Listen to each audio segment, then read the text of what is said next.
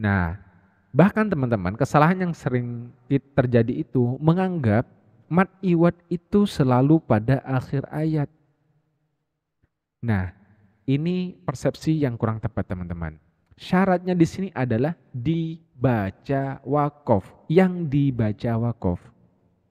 Jadi meskipun di tengah ayat, kalau misalkan ada syarat yang sama, kemudian dibaca wakof, maka itu termasuk dengan mad iwad, tidak harus di akhir teman-teman. Nah, itu kesalahan persepsi yang sering kita temui. Assalamualaikum warahmatullahi taala wabarakatuh. Kembali lagi di El Ghifari Channel. Sahabat El Ghifari yang dirahmati Allah Subhanahu wa taala, kali ini kita akan membahas salah satu hukum tajwid yang terdapat pada surah An-Nasr ayat yang kedua. Di mana ayat ini berbunyi wa ra'aitan الناس يدخلون في دين الله أفواجا يدخلون في دين الله أفواجا. Nah, teman-teman yang dirahmati Allah Subhanahu wa taala, spesifik yang akan kita bahas kali ini yaitu pada kata afwaja. Pada kata afwaja. Jadi teman-teman, pada kata afwaja itu terdapat hukum tajwid yang disebut dengan hukum mad iwad. Apa itu mad iwad teman-teman? Mad iwad itu secara bahasa, mad itu panjang. Berarti secara otomatis ini adalah dibaca panjang nantinya ya.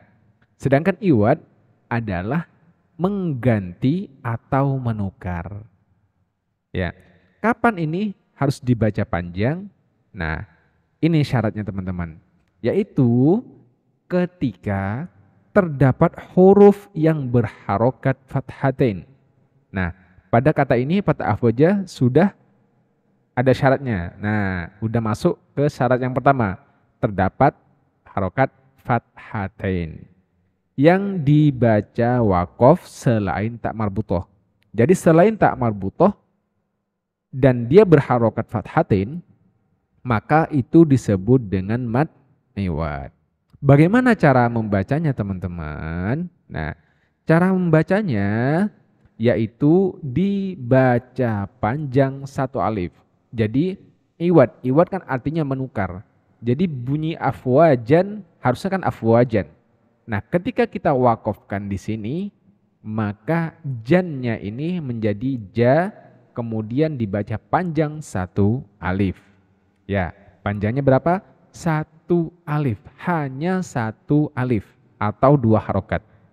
Afwajan menjadi afwaja.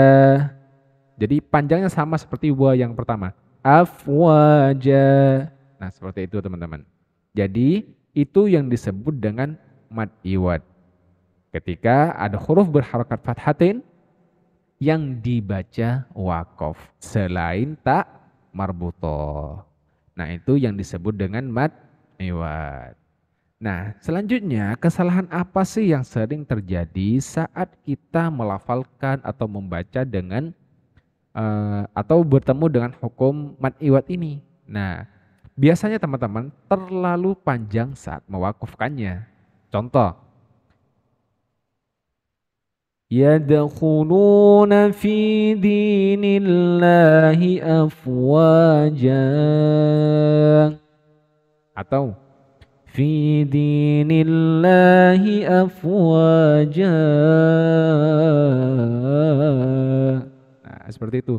Memang secara pendengaran enak tuh, panjang dicengkokin. Namun secara hukum tajwid itu keliru. Jadi ini tidak boleh terlalu panjang teman-teman. Panjangnya hanya berapa? 2 harokat atau 1 alif atau 1 ayunan. Sama halnya seperti wa pada kata pertama. Afwaja. Jadi dibaca panjang mad tabi'i. 1 alif saja. Nah, bahkan teman-teman, kesalahan yang sering terjadi itu menganggap mad iwad itu selalu pada akhir ayat. Nah, ini persepsi yang kurang tepat teman-teman. Syaratnya di sini adalah dibaca waqaf, yang dibaca waqaf. Jadi meskipun di tengah ayat, kalau misalkan ada syarat yang sama, kemudian dibaca waqaf, maka itu termasuk dengan mad iwad, tidak harus di akhir teman-teman. Nah, itu kesalahan persepsi yang sering kita temui.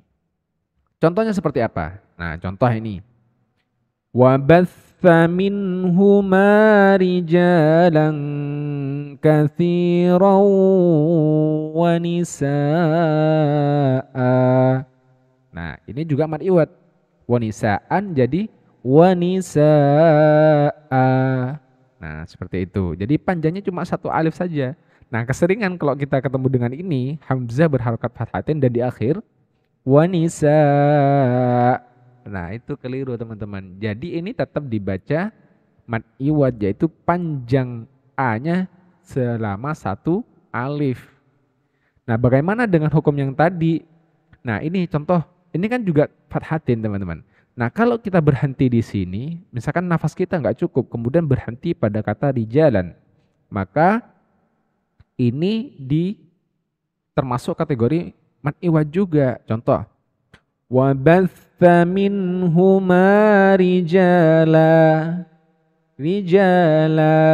Panjang satu alif. La, seperti itu. Atau berhenti di kasiron. Ini juga sama. وَبَثَّ مِنْهُمَا رِجَالًا كَثِيرًا. Ro. Nah, ini termasuk hukum mad iwad ketika kita wakofkan di sini. Misalkan karena diwakofkan karena nafas kita nggak kuat dan sebagainya. Karena terpaksa diwakafkan di sini, itu tetap masuknya kategori mad iwad teman-teman. Jadi harus dibaca panjang satu alif. Kemudian kita ulangi, kalau berhenti di sini, katsira ulangi. Rijalan katsiran wa nisaa. Nah, seperti itu. Jadi kalau misalkan kita wasolkan pada kata rijalan, tadi rijala jadi mad iwad ketika diwakafkan, ketika diwasolkan menjadi rijalang, itu masuknya ke ikhfa ab'ad. Dan ini juga sama, ketika kita wasolkan katsiran wa nisaa, jadi masuk idgham bi gunnah. Nah, seperti itu. Jadi kalau misalkan kita wakafkan jadi mad iwad. Jadi seperti itu teman-teman. Kemudian contoh selanjutnya, ini pengecualiannya dari hukum mad iwad. Wa kuntum azwajan thalathah. Nah, disukunkan ketika mad iwad. Tapi selain tak marbutoh maka dibaca panjang. Satu alif. Tannya jadi ta. Tapi kalau dia tak marbutoh seperti ini maka disukunkan. Wa kuntum azwajan thalathah. Bukan salasata, nah, bukan seperti itu, tapi salasa. Ini khusus untuk tak marbutoh. Nah, seperti itu teman-teman, pembahasan mengenai hukum mad iwad pada surah An-Nasr ayat yang kedua. Mudah-mudahan ini bisa bermanfaat bagi teman-teman semua untuk memperbaiki bacaan Al-Quran kita, terutama memperbaiki bacaan mad iwad kita, sehingga bacaan Al-Quran kita menjadi lebih sempurna. Dan ketika kita baca di dalam Al-Quran, di dalam ibadah sholat kita, maka sempurna juga ibadah sholat kita. Jika menurut antum video ini bermanfaat, silahkan share, subscribe, dan like, serta komen jika ada yang ingin kita bahas di video-video berikutnya. Jazakumullah khair. Wassalamualaikum warahmatullahi ta'ala wabarakatuh.